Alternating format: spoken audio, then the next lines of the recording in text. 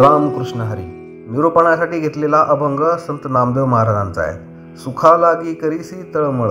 या अभंगाचे 5 कडवे आहेत, 5 ओव्या आहेत आणि याचं निरूपण आपण आज पाहणार आहोत. सुरुवातीला आपण पूर्ण अभंग पाहूया. सुखा लागी करीसी तळमळ, तरी तू पंढरीसी जाय एक वेळ. मग तू अवघाची सुखरूप होसी, जन्मोजन्मींचे दुःख विसरशी.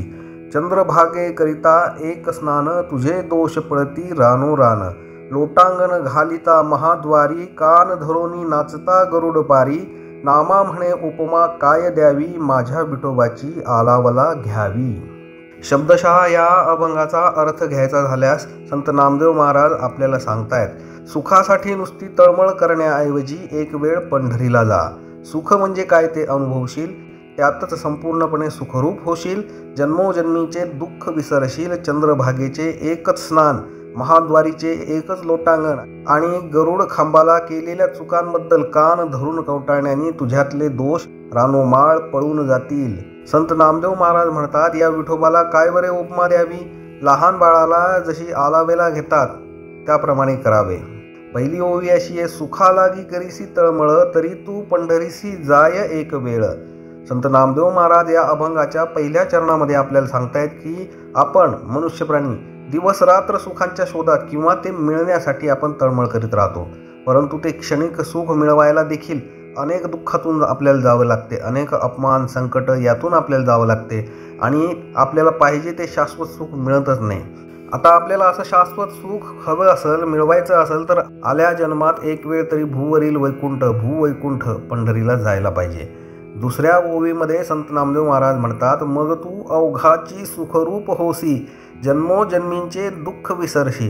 एकदा पंढरीला आला, पंढरपूरला आला तर तुला या संत सहवासात राहता येईल. पांडुरंगाचं भजन आणि चिंतन करता येईल. पांडुरंग परमात्म्याशी एकरूप होता येईल आणि त्याने तुझे जन्मोजन्मीचे दुःख विसरले जातील. भगवंताला एकदा शरण गेलं, पांडुरंगाला एकदा शरण गेलं तर तोच आपल्याला या भवसागरातून तारून नेतो. तिसऱ्या ओवीमध्ये संत नामदेव महाराज म्हणतात, चंद्रभागे करिता एक स्नान, तुझे दोष पळती रानो रान. हे सगळं करण्यासाठी तुम्हाला कसलेही कष्ट घ्यायची गरज नाही. फक्त पंढरपूरला या, पंढरीत या, माय चंद्रभागेमध्ये एक वेळ स्नान करा आणि चंद्रभागेमध्ये स्नान केल्याने तुमचे पाप, तुमचे दोष एका क्षणात रानोवणी पळून जातील.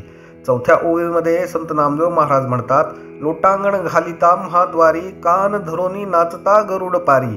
चंद्रभागेमध्ये स्नान केलं, स्वतःचे पाप आणि दोष काढून घेतले. त्यानंतर पंढरपूरला विठ्ठल मंदिराच्या महाद्वारी आलो, तिथं लोटांगण घातलं आणि पुढे असलेल्या गरुड पारावरती, गरुड खांबावरती कान धरून नाचता गरुड पारी म्हणजे कान धरून केलेल्या चुकांबद्दल क्षमा मागून तिथल्या गरुड खांबाला मिठी मारल्यानंतर भगवंताच्या नामामध्ये दंग होऊन नाचायला ज्यावेळेस सुरुवात करशील त्यावेळेस तुला सच्चिदानंद प्राप्त झाल्याची अनुभूती येईल. अभंगाच्या 5व्या आणि शेवटच्या ओवीमध्ये संत नामदेव महाराज म्हणतात, नामा म्हणे उपमा काय द्यावी, माझ्या विठोबाची आलावला घ्यावी.